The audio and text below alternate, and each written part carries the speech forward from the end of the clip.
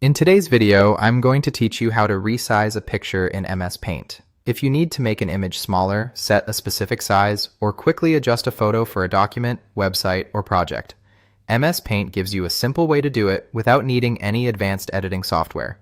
This process is fast, beginner-friendly, and easy to repeat once you know where the tools are. Start by opening the Resize tool. At the top of the Paint window, click the Home tab if it is not already selected.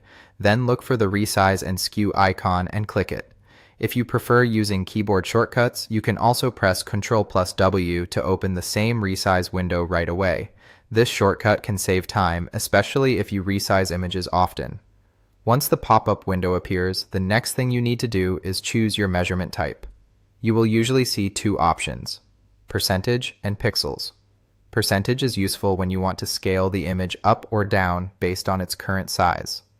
For example, if you enter 50%, your picture will become half of its original size.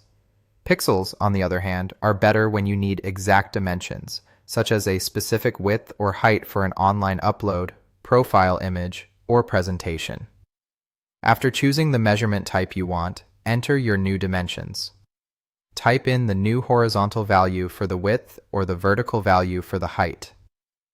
As you enter one value, Paint can automatically adjust the other one for you, depending on your settings.